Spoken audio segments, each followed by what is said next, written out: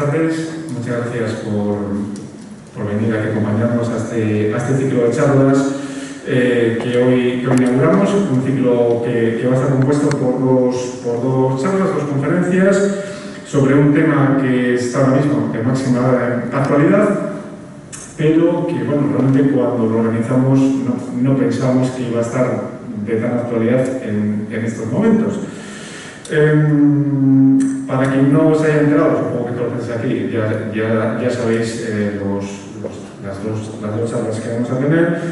Hoy tenemos con nosotros a Jesús García Díaz, que, bueno, además de haber publicado el libro que tenéis a mi espalda, que se llama exactamente igual que el título de la charla, La huella del lobo en la cultura y el territorio cantábricos.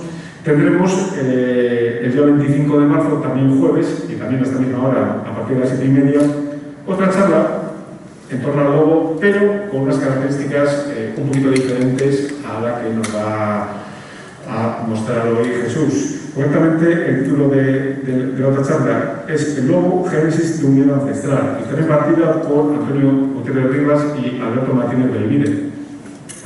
También dos personas que la van a enfocar más desde el punto de vista de la etnografía, de las supersticiones y los miedos en torno a la figura del lobo. Volviendo un poquito a la charla que nos ocupa hoy, Jesús García Díaz, para quien no lo conozca, bueno, tiene una larga trayectoria, una dilatada trayectoria como naturalista, divulgador de temas relacionados con rutas, fauna, los bosques de Cantabria, etc. No es su primer libro, tiene otros libros anteriores. Concretamente tengo aquí en la chuleta, bueno, pues por ejemplo, Guía del Parque Natural del Saja-Besaya, otro libro sobre otro animal tótem de nuestra cultura como es osos, concretamente se llama Osos, Zoología, Antropología e Historia del Oso Ibérico. También posee otra publicación sobre temas de la naturaleza en Cantabria, como es El bosque en Cantabria. Además, dirigió la recuperación natural del Pozo Tremeo, un trabajo del cual él, bueno, pues creo que está bastante orgulloso, y bueno, si quieres algo comentar. Y bueno, pues hoy, en estos momentos, se acaba de publicar, repito, un libro fantástico sobre el lobo, y bueno, pues ese va a ser hoy toda la charla que nos va a ofrecer y nada. También añadir que el libro le tenéis a vuestra disposición bueno, por ejemplo, en la página web de Liblucos, que es la editorial que se ha encargado de su edición. La tenéis también a vuestra disposición en la página web de ADIC y en multitud de librerías de Cantabria. Añadir, con respecto un poquito a las actividades de ADIC, que el día 8 de abril estaremos también aquí en la Biblioteca Central con una charla que no tiene nada que ver con el lobo, sino que tiene que ver con la historia medieval de Cantabria. Es una charla que, para aquellos que os guste la historia de Cantabria, os la recomiendo porque vienen, bueno, pues dos primeras figuras del tema de la historia de Cantabria, con una larga trayectoria, pero bueno, eso ya lo comentaremos un poquito más adelante. Pues nada, muchas gracias por venir y os dejo con Jesús. Gracias. Hola, ¿qué tal? Gracias por el pórtico y sobre todo por la ocasión de, más que debatir, compartir un rato, que en estos tiempos duros se echa mucho de menos. Y más acompañar a una gente amiga que me ha dado la sorpresa para hacer por aquí sorpresivamente. Bueno,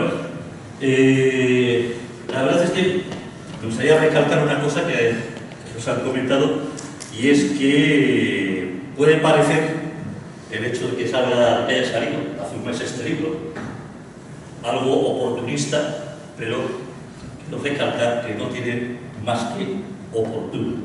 Ha sido una absoluta coincidencia, y bueno, pues pese a lo que algunos pues se lo han insinuado, pero lo han comentado, pues es imposible imposible prever una circunstancia puntual, como ha sido la polémica que ha aflorado ahora sobre el tema del lobo, cuando, pues, bueno, un libro es un trabajo que lleva mucho tiempo, años previos y años de confección, muy complejo. Así que aceptamos oportuno, pero nunca oportunista.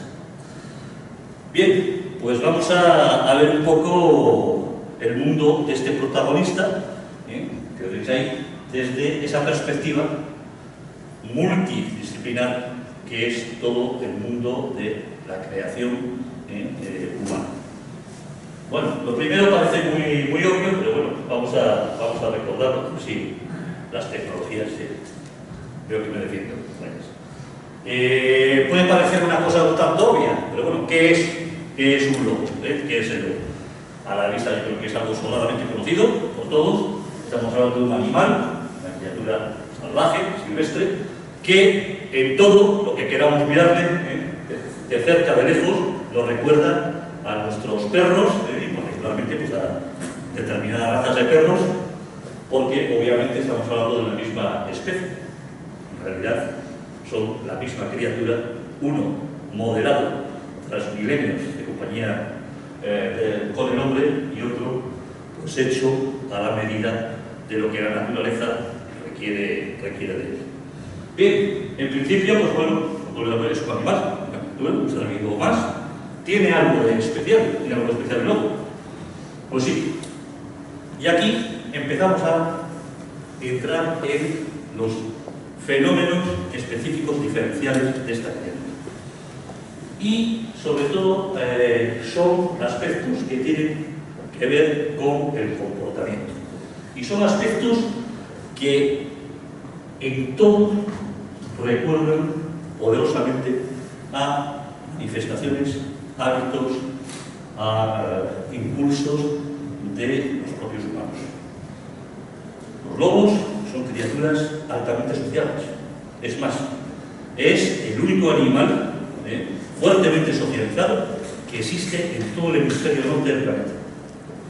Además, son organizaciones de manadas, de grupos muy complejos.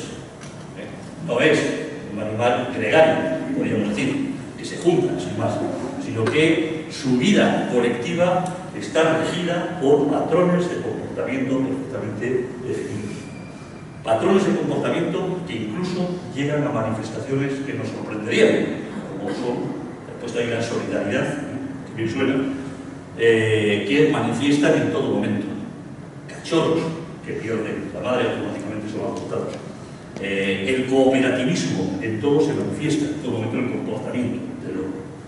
Y todo este sistema complejo de organización social, tan vertebrado, se establece también en base a un sistema de comunicación muy complejo. El lenguaje de los lobos es reflexivo.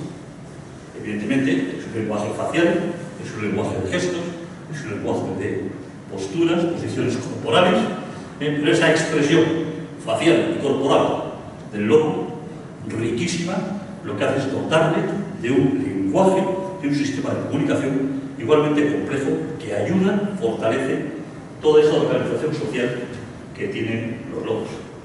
Tanto es así que hay algunos etólogos, algunos estudiosos del comportamiento, que llegan a afirmar en qué medida han comprobado que los lobos se buscan, desean estar juntos, celebran los encuentros de alguna manera. Y esto ya nos da un perfil de esta criatura, de este animal que bueno, empieza a resultarnos familiar porque compartimos de alguna manera pues, muchas pautas de comportamiento. Como el devenir de la historia, evidentemente las hemos alterado o enriquecido, pero estas pautas de comportamiento fueron en un tiempo casi idénticas allí donde convivíamos con la especie. Porque entre los lobos y los humanos no solo se manifiestan analogías, similitudes en la conducta, en el comportamiento, en la sociabilidad. Ambos en un tiempo primitivo, remontamos al Paleolítico, nos remontamos a las épocas frías, las épocas frías en Europa, éramos cazadores sociales, cazadores cooperativos, cazadores que nos organizábamos, cazadores que podíamos acceder a unas fuentes alimentarias, recursos a grandes animales entonces, gracias a esa facultad, los únicos, de alguna manera, los dos grandes reyes, predadores, cazadores, controladores de la gran fauna que existía, gracias a no solo el hábito cazador depurado, sino a ese comportamiento y esas estructuras sociales tan complejas, éramos los humanos, nuestros antepasados paleolíticos y los lobos. Y lo más, el fenómeno más singular que acontece en este periodo de convivencia, de coexistencia entre una especie y otra, fue algún encuentro que, bueno, existen teorías, con las controversias sobre cómo se pudo producir, pero sí es evidente una cosa, que en algún momento unos y otros empezaron a cooperar. Hubo algún encuentro, hubo algo que los unió y a partir de ahí se produjo lo que fue la primera domesticación de un animal. Domesticación que se anticipó en decenas de miles de años a lo que después iba a ser una domesticación generalizada cuando el hombre empieza a descubrir la agricultura, la ganadería, el pastoreo, pero 25 o 30.000 años después. Y eso se sabe porque existen ya desde hace Bélgica, Siberia, Francia, Pakistán, diferentes lugares del mundo, restos, en compañía de restos humanos, de lobos, pero ya con indicios de que hay algo diferente. Asocian muchos a la dentadura, una dentadura que empieza a adaptarse a roer huesos, lo cual dice mucho de cuál es un poco la parte del botín común, colectivo, que unos y otros compartían. Ya digo que cómo se llega a producir, hay cantidad de teorías, hay quien plantea que fue fortuito el encuentro de la caza con presas muy grandes, y que de alguna manera comprendieron que la velocidad que pone el lobo permitía acercar la presa, pero el rematarla, acabar con ella, era algo que solo los cazadores humanos, organizados con armamento, alimentario, armamento al fin y al cabo, podían hacer, que de ahí surgió una especie de colaboración. Otros sostienen que deliberadamente dejaban restos de carne de comida cerca de los asentamientos, porque la cercanía de los lobos podía avisar de cualquier peligro inminente. Pero, en todo caso, fuera un fenómeno el que lo provocó. Otro, lo cierto es que desde aproximadamente 35.000 años atrás empieza una historia en común, una historia compartida, consecuencia, cual es el perro, que no es otra cosa, y el hijo de aquel lobo que un día se acercó al hombre. Y que se acercó, esto sí es curioso, en diferentes lugares. No fue un fenómeno en un lugar, de Eurasia. Se dio simultáneamente en varios lugares. Coincide cronológicamente en el tiempo ese fenómeno en diferentes lugares de Eurasia. Fue generalizado ese acercamiento. Pero esa relación tiene un momento en el que se trunca. Y se trunca con el nacimiento de lo que vamos a llamar, le desvestimos de otras connotaciones más modernas que tiene, nueva economía. El hombre, humanos, dejan de ser unos simples recolectores, cazadores, se sirven de aquello que la naturaleza les brinda en un momento dado y empieza lo que llamamos la revolución neolítica, el gran cambio.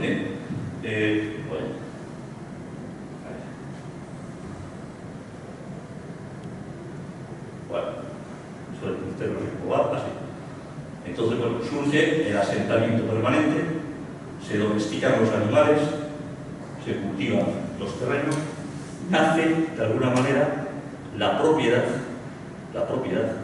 del territorio, de los bienes y fruto de esa nueva visión que tiene el hombre, que necesita disfrutarse un espacio y un territorio para hacer acopio de bienes, ganados, productos del campo, hortícolas. A partir de ese momento, el lobo ya está fuera del lugar. El lobo no tiene sentido como aliado del cultivo.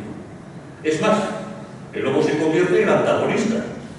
El lobo se convierte en esa criatura que pone en riesgo los bienes de los humanos. Y es más, incluso el lobo que se ha creado por los humanos pasa a ser el adversario del propio lobo silvestre, porque se incorpora a tareas de vigilancia, de guarda, de alerta.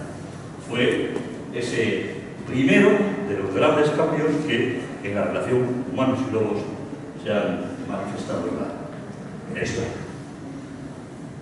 No obstante, el hecho de que el lobo sea visto y sea tenido a partir de la sedentarización humana como un adversario, como un rival, como un peligro, como un riesgo, eso no impidió que diferentes culturas de la antigüedad siguieran apreciando valores, rasgos del lobo, sobre todo aquellos que le recordaban actualidades valoradas entre las personas.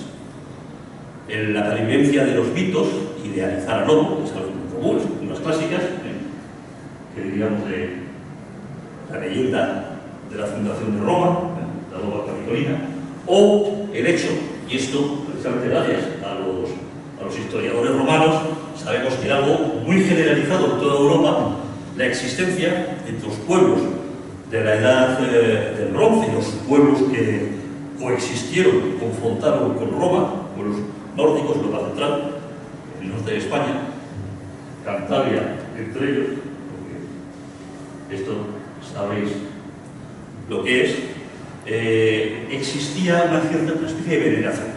Del lobo se apreciaba el valor, se apreciaba el arrojo, había una serie de pautas de su comportamiento que, de alguna forma, eran apreciadas, valoradas. Ahí está el origen de muchas sociedades guerreras, que digo, describen los propios historiadores romanos, en los que el dotarse de algunos atributos del lobo parecía tener un carácter también simbólico, no solo en lo físico, sino también el valor, el arrojo y demás. En sintonía con esas crónicas que nos hablan de este tipo de sociedades guerreras, bueno, está el famoso testimonio de la estela de Zurita, en la que, pues, según todos los que han estudiado lo que pervive de esta representación, el guerrero muerto, los buitres, el caballo, existen dos guerreros que llevan una piel por encima de la cabeza.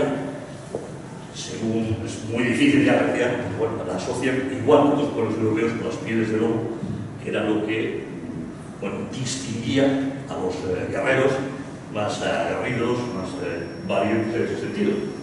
De ahí que eso, pues, bueno, manifestaciones más modernas del folclore, como son las guerras cántabras, pues sea común que solo revivan algunos actores con, pues, el atuendo que esté característico. Esto, de alguna manera, no es algo que se pierde por el hecho de que el lobo sea un adversario, un antagonista, o algún tipo de riesgo los bienes. Pero, cuando entramos en la Edad Media, va a hacer su aparición un fenómeno que tiene mucho que ver con todos los lastres culturales que venimos desde entonces arrastrando nuestras sociedades. Y es el fenómeno de la expansión, la irrupción y la expansión brusca, violenta, que también fue del cristianismo en Europa. La necesidad de dar enseñanza moral, de hacer que la moral, o la idea de la moral, la moralidad de las cosas, llegue fácilmente a la gente, en el pensamiento cristiano se apoya en la humanización mal entendida de los animales. Los bestiarios, la simbología animal, es algo que empieza a extenderse se apoya mucho en las enseñanzas. Imaginaros, los animales domésticos, los animales dóciles, se asocian a Dios, el cordero, la paloma. Otros animales, el oso, está asociado a lo sucio, a lo impúdico, y al lobo se le otorga para que en ese ejercicio moralizador, ese papel de criatura casi demoníaca, de ese animal que nos pone en peligro a todos, que nos amenaza. Y eso aparece en todo tipo de manifestaciones plásticas.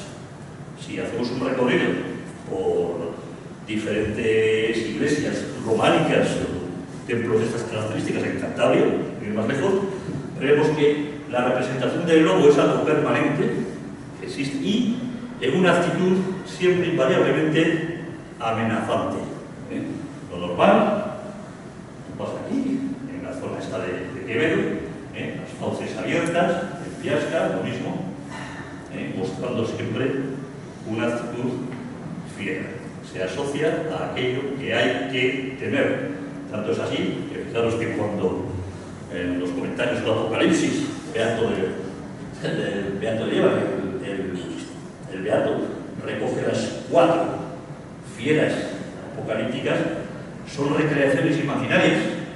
El leopardo de las 3 cabezas, el león alado, el dragón con cuernos y aquel que inventará es el hombre. Las 4 figuras. Es el inicio de un forzado, intencionado cambio de mentalidad, de moralidad. Las moralidades siempre son las dominantes, hay capacidad para imponerlas, y esto, pues en Europa empieza a imponerse. Y simultáneamente lo que ocurre es que también en la Edad Media hay un segundo episodio de relación del hombre con el territorio. Ya no solo depende de la economía del ámbito próximo, el poblado, el villorrio, donde tienes cerca los campos, los ganados, sino que, de alguna manera, si me permitís la expresión, nos empezamos a echar al monte, en el sentido de que otros territorios en los que habitualmente el hombre no desarrolla su actividad se incorporan a ese patrimonio explotable.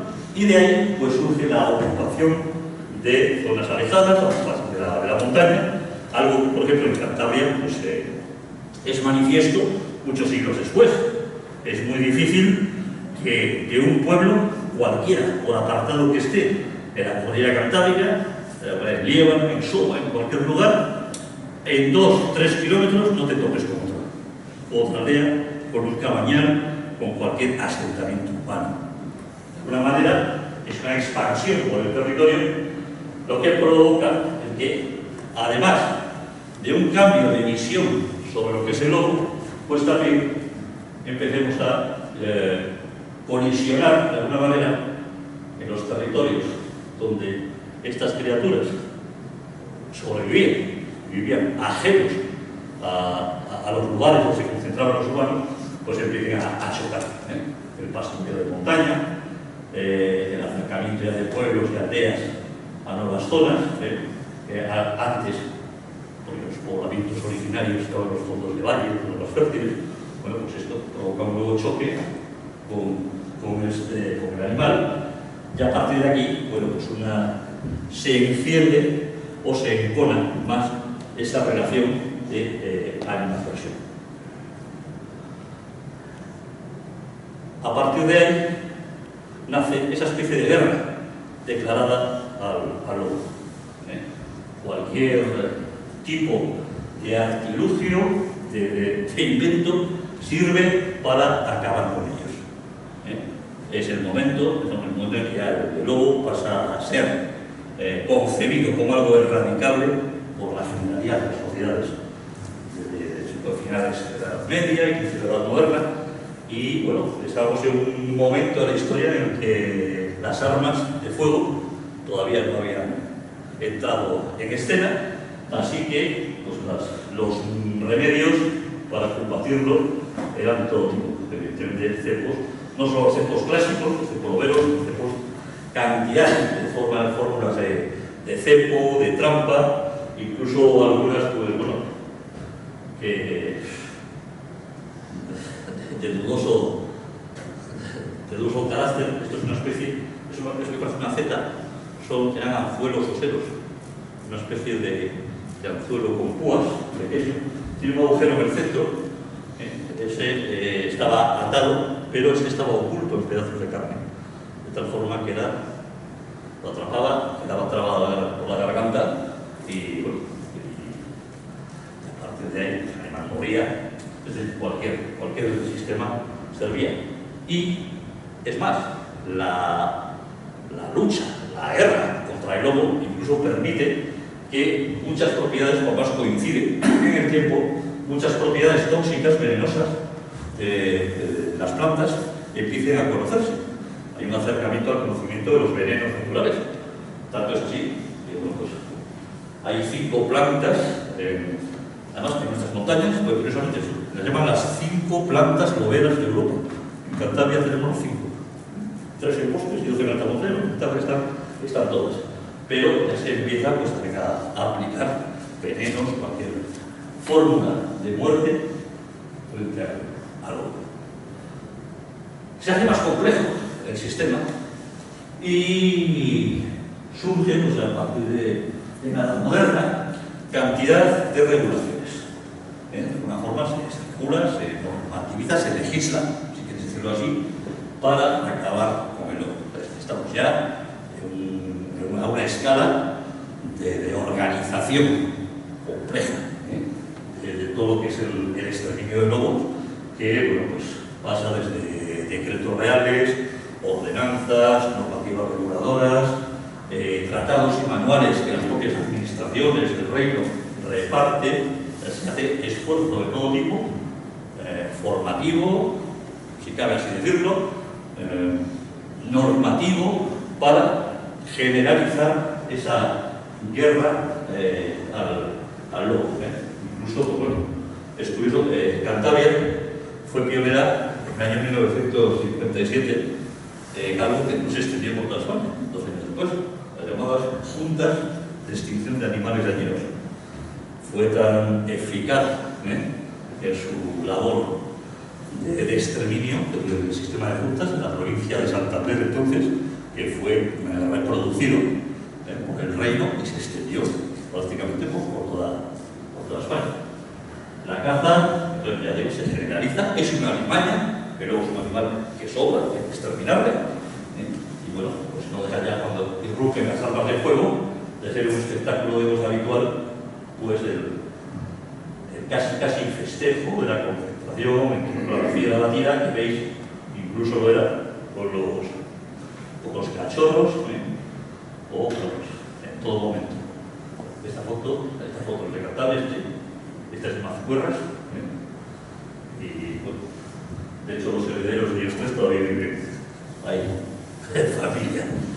Bien, pues esto es un poco el ejemplo de hasta qué extremo llega a organizarse y normalizarse y regularse lo que no dejaba de ser un acoso sistemático y un exterminio, toda vez que el lobo, hasta 1970 en nuestro país, era considerado alimaña y por tanto exterminable a todos los efectos. Hay, dentro de esta organización de la persecución de la caza al lobo, manifestaciones que van mucho más allá de lo documental, sino que han quedado impresas en el territorio.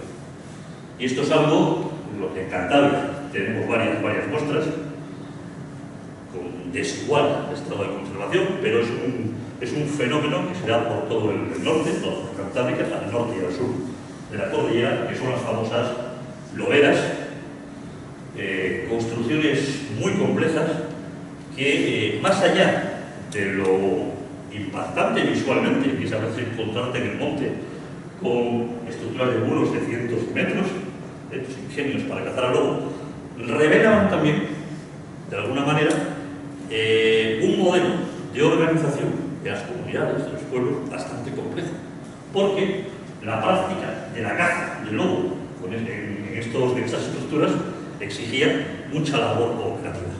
Es decir, no solo se llena a partir del siglo XVI el territorio de estructuras de estas, sino que paralelamente las comunidades, vecinos, pueblos, aldeas empiezan a organizarse, a definir cómo se hacen las batidas, las obligaciones que tienen, en qué épocas hay que hacer la batida, qué pueblos deben participar, con cuántas personas, si alguien de una casa no puede, quién debe sustituirlo. Hay una regulación complejísima, lo cual pues, da también la idea de que estos pueblos pues, tenían estructuras y modelos de organización mucho más complejos de lo que aparentemente pueda parecer. Esta, por ejemplo, nos ofrece una idea bastante acertada de cómo era. Esto que veis aquí, esta es una novela que se llama de muros convergentes. Está en Selores, en Cabo Horniga.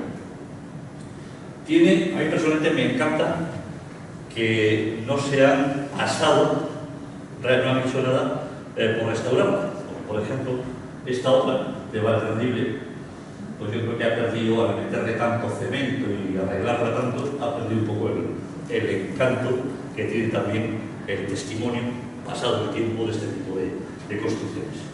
Evidentemente esto exigía que el monte, todo el monte, fuera batido por mucha gente de los pueblos para forzar a que los animales entrasen en el campo entre muros.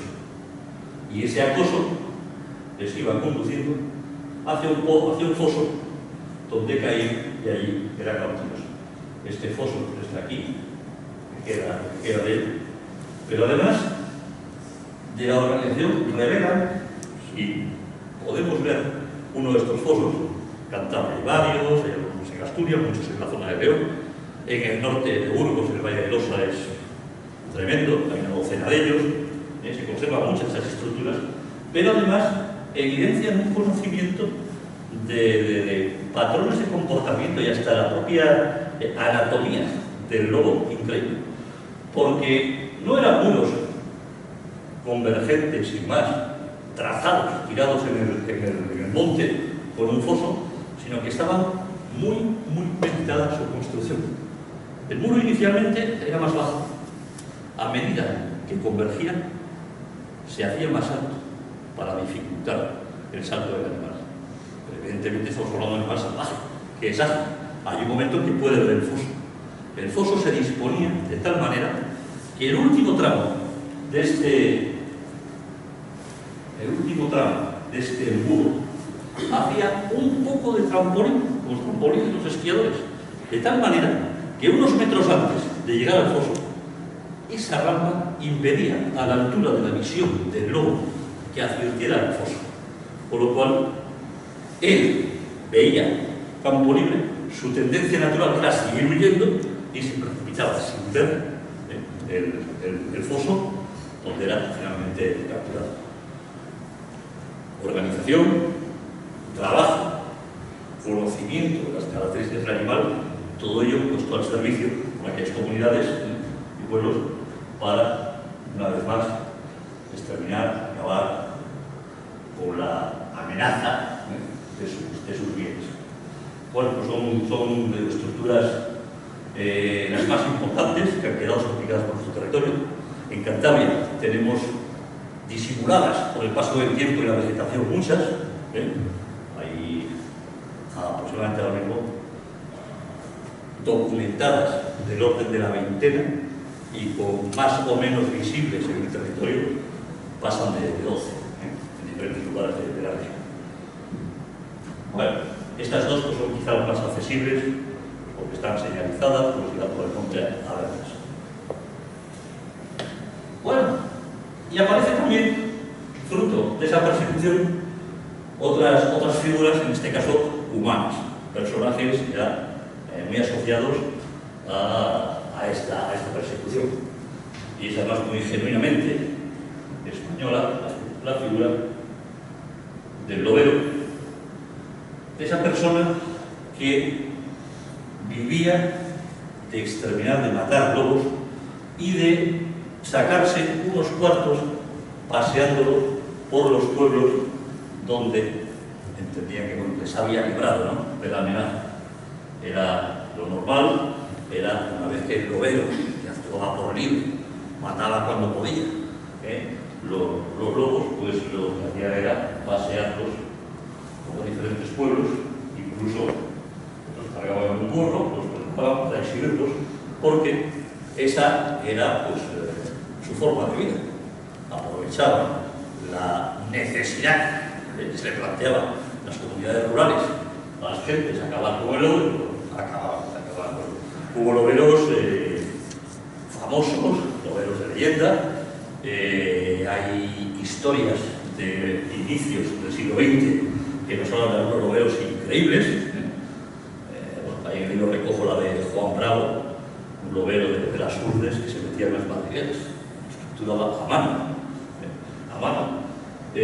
O bueno, más recientemente, porque en los últimos tiempos, cuando empiezan a surgir en España reservas de caza, cotos de caza, buena parte de sus loberos, los loberos que quedaban, que pervivían, pasan a incorporarse, a ser guardas de caza, siguen eliminando los lobos, pero bueno, lo hacen con arreglo a las reglas o normas o épocas que se fijasen ya de una forma más normalizada en estos cotos de reserva, ¿no?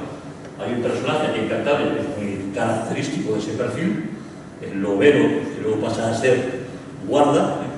¿No recuerdas un poco a aquellos personajes del oeste que para nombrar sheriff buscaban al bandolero más afamado? Porque era el que parece que se conocía mejor las artes para después imponer orden. Bueno, pues de alguna manera los primeros guardas de caza son loberos. Ahí tenemos a nuestro famoso Pepe Gutiérrez, Pepe el de Fresneda, que es un hombre que, bueno, mató ahí discrepancias en cuanto al número, con más de 120, 130 ejemplares en su vida, o incluso loberos un tanto arrepentidos, porque es un personaje muy singular. La verdad es una historia apasionante, la de Domingo Calvo. Este era en la zona de Caso, en la zona de los picos asturianos. Y además es un hombre que la única opción que le queda para vivir es de guarda de caza, eliminar lobos, pero sin embargo se le prohíbe usar armas de fuego. Eso cuentan unas memorias, porque este hombre había sido oficial del Ejército de la República y no se le permitía estar en el monte con ningún arma de fuego. Pero sus recursos dependían de la capacidad que tuviera para acabar con ellos. Bueno, y como estamos hablando de personas, de gentes, de nombres propios, parece obligado también entrar en otro plano mucho más legendario, mucho más, no sé decir, casi esotérico, que son aquellas personas cuya relación con los lobos ha ido mucho más allá de lo que parece normal, ¿no? La relación de exterminio, de caza, sino otro tipo de relaciones. Hay una cosa que coincide, muchos autores, es que parece que un paisaje como el nuestro, abrupto, montañoso, dominado por las brumas, un paisaje de estas características, tiene algo que alimenta leyendas, alimenta mitos.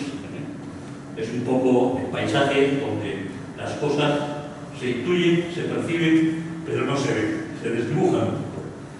Y bueno, pues es un entorno en el que han surgido historias con nombre propio pues, tan singulares como la de No es ella, es una representación de unas charlas sobre la figura de Ana María García, la novela de Llanes. No era así, porque bueno, sí dicen que era muy guapa, pero evidentemente es una representación actual. Una mujer que la Inquisición juzga por ser una lobera, una muchacha que tenía relaciones con los lobos, que era capaz de ordenarlos, de mandarles atacar y demás. Una historia negra, muchas historias negras, está salpicadísimo en nuestro país, pero que al fin y al cabo pues, no deja de ser una historia de una persona pues, maltratada por la vida, de una marginalidad brutal, huérfana, conviviendo con apenas 20 años con pastores en los picos de Europa, de alguna forma obligada a moverse, peregrinar con ellos, y allí donde iba, pues De hecho, hay documentos, puesto que hay un documento del proceso inquisitorial de esta muchacha, que bueno, evidencian desde problemas de celos hasta otros de muchísima índole, influyeron para que esta muchacha fuera tenida por bruja, por loba, reina de los lobos, y al final sometida a un proceso inquisitorial, que sin embargo, estamos hablando de 1640, 1650,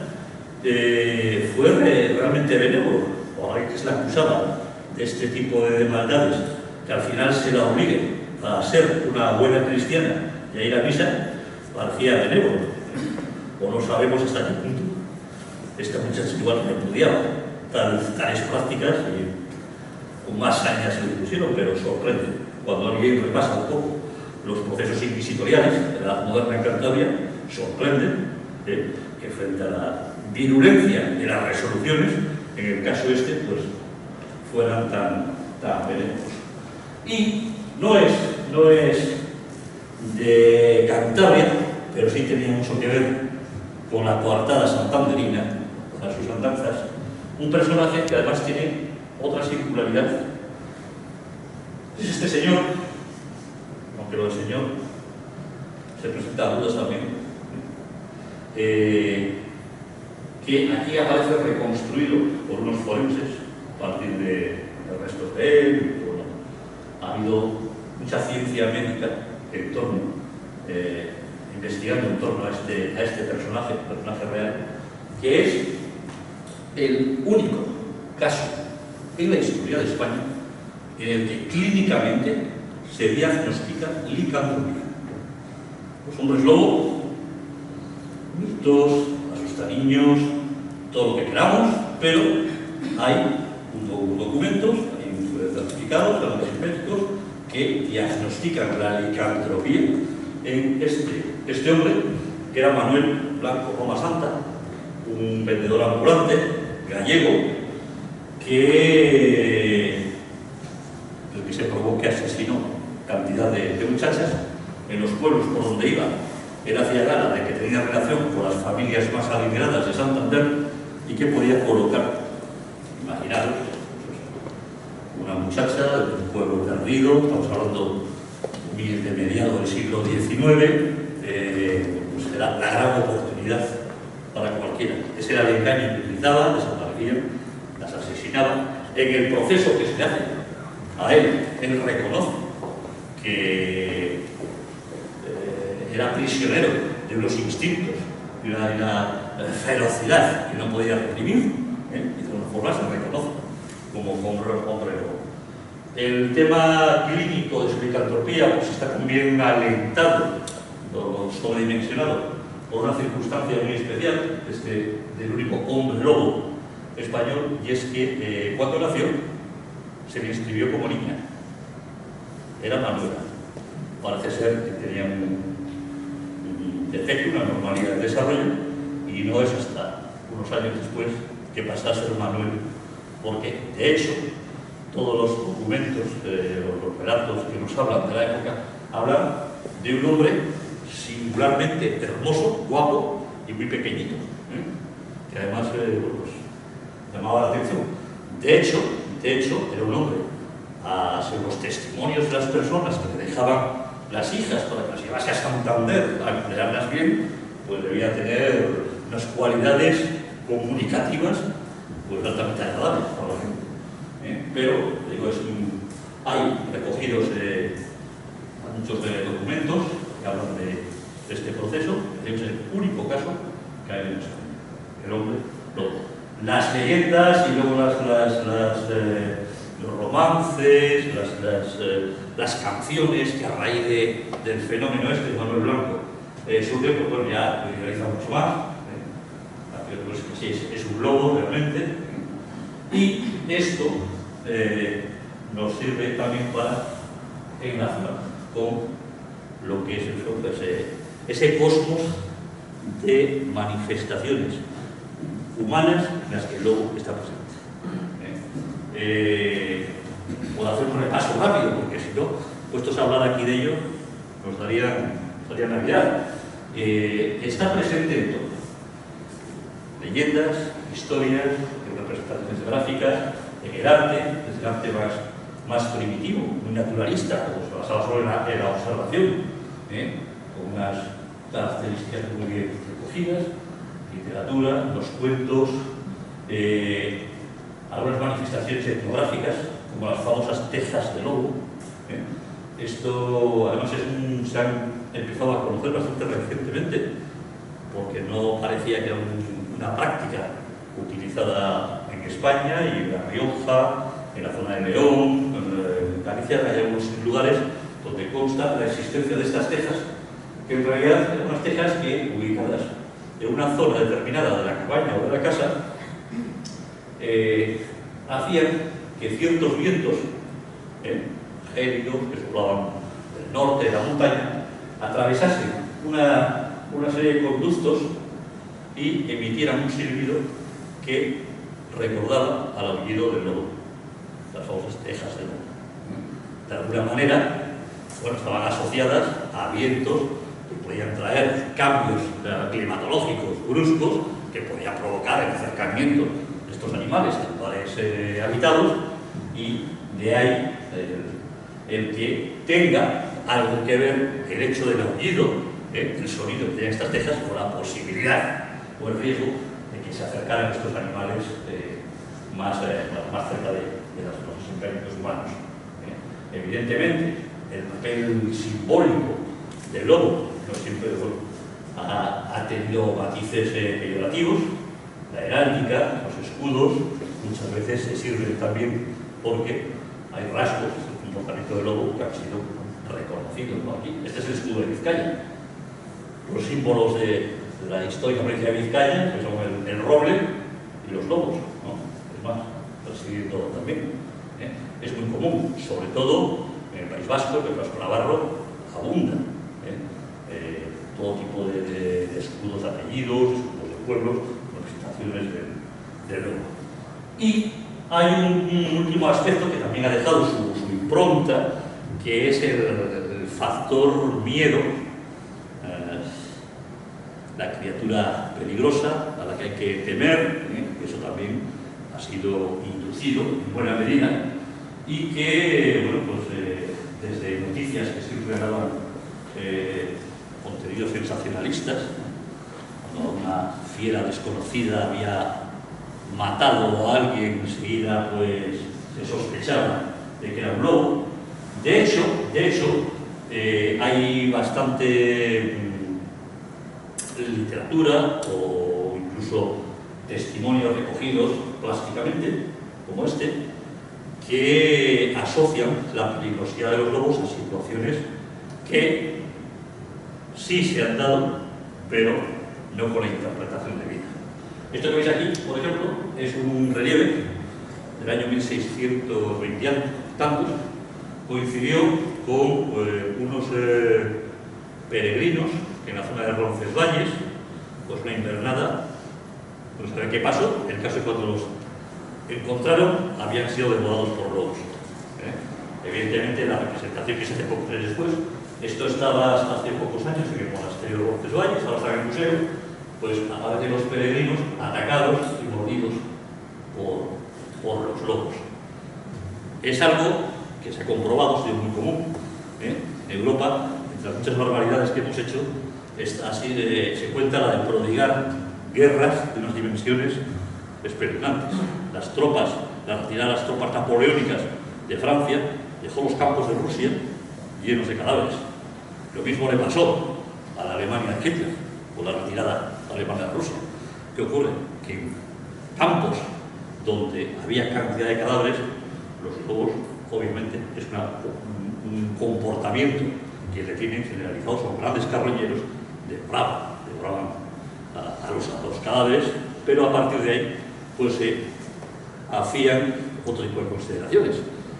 La prensa en España, sobre todo entre 1850 y 1900, era pródiga en lanzar noticias de pareja de los guardias civiles que los encontraban devorados por lobos, como si los lobos estuvieran en una especie de permanente estado de guerra para atacar y devorar a personas. Hay factores, circunstancias que evidentemente llevan de hecho, fallecían muchas personas en el monte, y evidentemente eso es comida fácil para un animal que está también diseñado a eso, para ser un gran limpiador de restos de la naturaleza. Y bueno, cuando hablamos de limpiador de restos de la naturaleza, vamos a volver al principio. Nos habíamos alejado de esa naturaleza, del animal salvaje, estábamos viajando por el mundo de los humanos y esto último que comentaba, esa tendencia que tienen a alimentarse de carroñas, algo que manifiestan desde siempre. De hecho, los lobos son grandes carroñeros.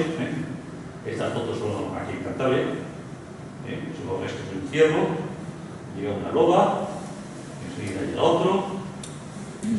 Son grandes limpiadores en ese sentido, pero es más, son los únicos hoy controladores de las poblaciones de los grandes ungulados. Los jabalíes, que no pocos problemas crean en nuestra región, o los grandes animales que nadie más que los lobos pueden abatir, son especies que están sometidas a la regulación y control que practican los lobos. De hecho, es la especie, en los sistemas vivos donde viven, en la cordillera cantábrica, en los lugares más feroces, silvestres, naturales de nuestra región, es la única criatura que en el vértice, la parte superior de toda la pirámide alimentaria, controla y regula todo el sistema vivo donde está. Hasta el extremo de que también la propia especie se autorregula. Nunca va a haber en ningún lugar más lobos de los que las condiciones naturales de ese espacio van a permitir. Se inhibirán funciones reproductoras, se fragmentarán las manadas para buscar nuevos territorios, pero nunca se va a producir, y esto no es un caso exclusivo del lobo, esto es algo que ya está sobradamente estudiado, que existen en el planeta una serie de especies que, por ocupar ese último escalón en la pirámide trófica, de alimentación, están sometidos a una autorregulación. De hecho, ninguno es abundante. Si ahora mismo repasamos cuáles son las especies que están más en peligro de extinción, entre otras entran todos los grandes carnívoros. Entra el tigre, entra el león, el oso, la pantera de las nieves, esos animales que están en lo más alto de la dependencia de la nutrición, pues tienen mecanismos de inhibición del crecimiento de las poblaciones. Yo porque ese es un aspecto que tiene mucho que ver con una necesaria gestión que alguna vez espero que llegue a nuestras latitudes de un animal que es imprescindible en los sistemas vivos donde habita. Sin lobos, la desregulación que tiene todo el sistema de especies de ese lugar lleva al colapso. Hay ejemplos, y además cada vez más la ciencia investiga, se centra mucho en la relación que existe entre todo tipo de fenómenos. No se puede concebir ni siquiera la gestión de una especie en sí misma, sola. Todo está totalmente relacionado. La visión sistémica de que todo es un conjunto debe realizarse. En el caso de los lobos siempre se ha utilizado ese ejemplo famoso de Yellowstone, si lo conocéis, incluso por vídeos, de en qué medida la existencia de lobos pudo detener las avenidas de ríos que en los campos de cultivo de Wyoming se estaban produciendo. Y es curioso porque cuando se pensaba que lo mejor para que hubiera una floreciente población animal en un lugar era acabar con los lobos, que era el que los mataba, y se erradican, de repente se produce una cascada de circunstancias desastrosas. Las poblaciones de ciervos empiezan a crecer una barbaridad. No teniendo la presión de los lobos, se hacen más sedentarios. Por tanto, presionan mucho sobre el paisaje vegetal. No se regenera el arbolado joven. se pierden bosques, se pierde el bosque de ribera, desaparecen los castores, desaparecen las presas. Automáticamente se pierde el carácter regulador de esos ríos que tenían los castores. Cuando se introduce de nuevo el lobo, nuevamente existe el control de los ciervos. Pues estas poblaciones se hacen mucho más móviles. La presión sobre el suelo, sobre el territorio, sobre la vegetación disminuye. Se recuperan los bosques de ribera. Los árboles maduros proporcionan los recursos para los castores. Estos volvieron, que habían desaparecido. Y automáticamente, en un plazo de 2 decenios, desaparecieron todas esas avenidas, todos esos riesgos que producía la desregulación fluvial del río de Yellowstone, que fuera, digamos, del espacio protegido, pues lo que hace es regar campos de cultivo. Absolutamente, todo está tan interrelacionado que no se puede gestionar nada pensando solo y exclusivamente en aquello que se supone es objeto de gestión. Y esto, yo creo que en los momentos en los que estamos asistiendo a una polémica, yo ya la enésima, porque la verdad es que nunca ha dejado de ser controvertido el tema del lobo por los choques de intereses lógicos que existen en torno a él. Pero esta visión es la que debe presidir junto con una voluntad de entendimiento de unas partes sobre otras para poder conseguir algo que yo personalmente comparto, como es la protección desde la necesidad objetiva. Yo rechazo eso de, es que hay que protegerlo porque, claro, la normativa europea es que nos dice, no, eso será la consecuencia. Si algo debe ser protegido, será porque existen las condiciones objetivas. Y como consecuencia de ello, ya vendrá la regulación, ya vendrá la normativa, pero condiciones objetivas científicamente probadas.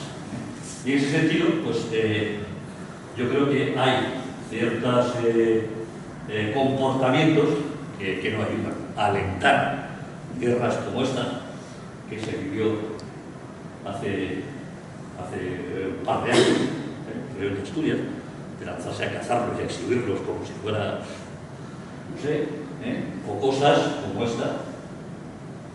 Esto es en nuestra región, que son eliminaciones sistemáticas de camadas que se están haciendo. En fin, creo que la convivencia de una economía necesaria, de un mundo necesario, o una especie igualmente necesaria, requiere muchos esfuerzos y librarse de muchos apriorismos. No hablemos, nadie, del lobo y de cómo debe gestionarse desde aquello que en principio es nuestro punto de partida, nuestra primera visión. La permeabilidad en ese sentido es importante porque algunos pensamos que solo de ahí se puede acertar en algo que ahora se ha abierto la puerta, porque lo que ha ocurrido ahora no es que se ha zanjado, resuelto, cerrado absolutamente nada. La resolución del 4 de febrero lo que dice simplemente es que es una especie que está protegida y que requiere una gestión única, unificada en todas partes. No hay lobos cántabros, no hay lobos burgaleses, no hay lobos asturianos. Hay una especie que es un patrimonio cultural y natural colectivo de todos y como tal merece una gestión única y lo más racional posible para hacer posible esa convivencia entre el mundo, entre los humanos, el mundo que los humanos necesitamos con un lobo presente en los sistemas vivos donde habita. Así que, con el deseo de que cada vez que uno pase por el monte y pueda estampar su huella junto a la del lobo por mucho tiempo, pues no me queda más que agradeceros la santa paciencia que habéis tenido y quedar a vuestra disposición para cualquier cosa que queráis plantear.